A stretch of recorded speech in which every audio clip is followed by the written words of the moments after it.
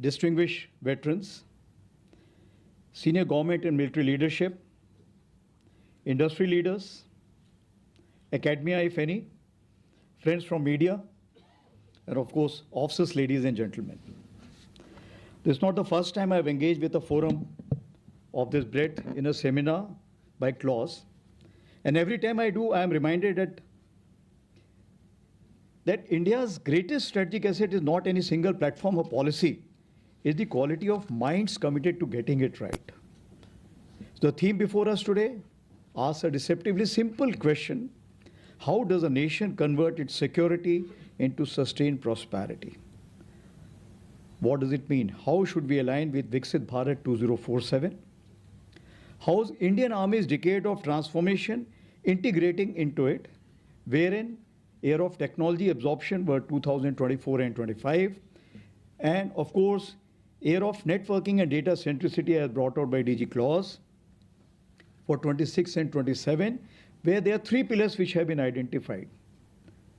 First pillar is digital networking, second is data centricity, and the third one is networking or the physical networking.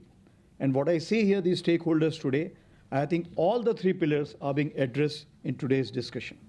So I must thank you all for that, and especially Director Claus. So 12 months ago, Bharat offered the world a partial answer to so-called smart power question. On the intervening night of 2006-7,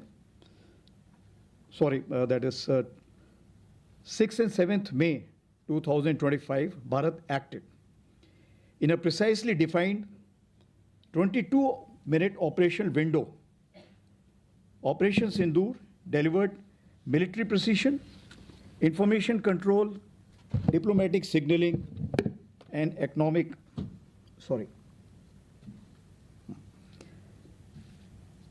diplomatic signaling and economic resolve as one coherent national act. It struck deep, dismantled terror infrastructure, punctured a long-standing strategic assumption, and then stopped, deliberately and purposefully. The deliberate halt after 88 hours was smart power in its most complete expression, knowing exactly which instrument to apply, at what intensity, and precisely when to convert a military movement into a strategic one. Today, the world around us is sending a more complex signal: disorder, distrust, and dichotomy in alliances. We were promised a world where prosperity would make power politics obsolete. Remember Fukuyama, end of history 1992.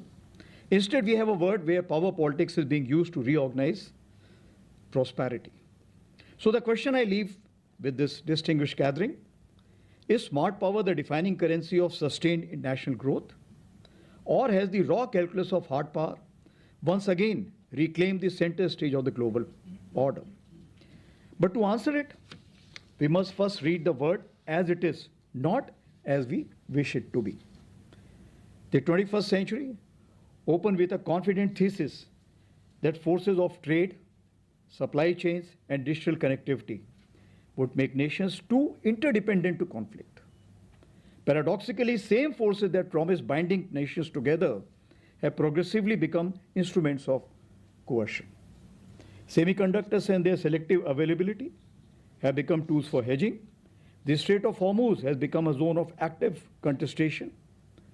Global defense spending has crossed $2.7 trillion, exceeding the entire UN budget for sustainable development goals. The boundary between security and prosperity is no longer a boundary at all. Contemporary conflicts now impose sustained demands not only on armed forces, but also on industrial production, research systems, and governance structures. Security is no longer a cost that prosperity must bear. It is the precondition for prosperity to commence its progressive journey. So in this world, fractured, fast-moving, and unforgiving, what must be the architecture of India's smart power? Joseph Nye, who gave the concept of smart power, described it as the strategic intelligence to know which instrument to deploy at what intensity and towards what end. For India, it means using national strength with strategic wisdom to secure peace, accelerate growth, and shape the global environment in our favor. Allow me to offer a strategic design to navigate present geostrategic landscape, wherein the interplay of DIME, added T, that is technology, and whole of nation approach, which is an imperative today. I'll use the word SMART, that is the acronym, not as a management construct, but a living framework for how we must think, prepare, and act in the world we now confront under the umbrella of new normal of hard power. So starting with S, statecraft. In a word that rewards those who simultaneously operate across DIME construct, we must master the art of deploying each instrument of national power with precision and coherence.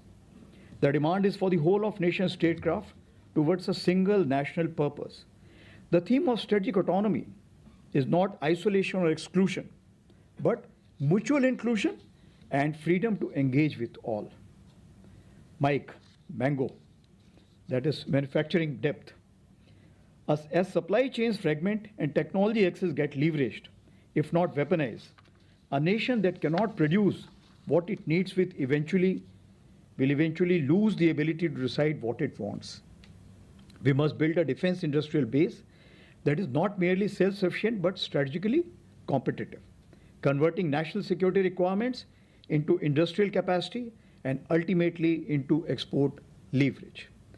Indian Army's focus on Atmanirbharta or self-reliance, 83% of capital expenditure, 91% ammunition, 97% special clothing is helping foster an entire manufacturing ecosystem from components to high technology finished products, including for exports. Third is A, Alpha, accelerated innovation as part of Prime Minister's clarion call of JAY, that is jointness, Atmanirbharta, and innovation. In today's conflicts, the cycle from lab to battlefield has compressed from decades to months. Innovation that cannot scale is innovation that arrives too late. The pipeline from idea to prototype exists. The unfinished agenda is to move from experimentation to enterprise scale impact in AI, cyber, quantum, autonomous system, space, and advanced materials that modern warfare demands. Dual-use research and development ecosystem has to be synergistically upgraded with clear government support to private players, besides academia and government research establishments. The fourth of SMART is R, Romeo, that is resilience. The most sophisticated form of strategic vulnerability today is not military inferiority.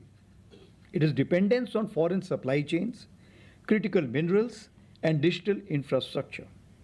Resilience means systematically eliminating those dependencies not as an economic preference, but as a security imperative. It involves strategic partnership with like-minded nations, as also encourage government strategic partnership with level 1 industries for sustainable production lines. And mind you, at this point of time, India is also looking at startups, MSMEs, and others to come out with low-cost, high-technology solutions. The last one is Tango, T, technology primacy. Whoever commands the technology stack in the next decade will tend to command the conflict outcomes. We must not merely absorb emerging technologies. We must indigenize, operationalize, and lead in them. As they say, the follower pays the price, the leader sets the terms. I am hopeful that our troika of industry, academia, military will deliver the desired first mover advantage and ensure technology disruptions must not become strategic vulnerability. As I draw to a close, let me touch upon what are the anchors that must hold this smart power architecture in place, especially when the winds shift, as they always do. It rests on 4 pillars of conviction: Atmanirbharta, capability built from within, leverage earned, no strategic dependency accepted; Atmaraksha, security as a whole of nation, whole of domain enterprise; Atma Sahyog, the troika of academia, industry, and military moving in rhythm; Atma Nishchay, strategic autonomy as a living practice, Decisions taken on a national merit, free from alliance compulsion, anchored in Vasudhaiva Kutumbakam, engaging all with equal ease and captured by none. So we have a framework, we have anchors. What we need is the will to move fast, together, and without hesitation. It's not the need for more frameworks, but for the urgency to act within ones we have at the speed this moment demands. History does not wait for those who are ready. It rewards those who are already moving. Bharat is moving. The question is, are we moving fast enough? And I must quote Atal Bihari Vajpayee ji, peace is not absence of strength. Peace is the presence of capability, confidence, and resolve. Thank you and Jai Hind. General Dwivedi, thank you so much. May we request you to please remain with us on the stage for the felicitation ceremony. We request you to please take the center stage while... Only the front row can't see me, that's okay. They are already fed up seeing me so many times. So, respected General J.J. Singh, uniformed colleagues, including from friendly foreign countries, Left General Dushyant Singh, DG Claus, distinguished veterans, senior government and military leadership, industry leaders, academia if any, friends from media, and of course, officers, ladies and gentlemen. This is not the first I've engaged with a forum of this breadth in a seminar by Claus. And every time I do, I am reminded that India's greatest strategic asset is not any single platform or policy, it's the quality of minds committed to getting it right. The theme before us today asks a deceptively simple question: how does a nation convert its security into sustained prosperity? What does it mean? How should we align with Viksit Bharat 2047? How's Indian Army's decade of transformation integrating into it, wherein era of technology absorption were 2024 and 25, and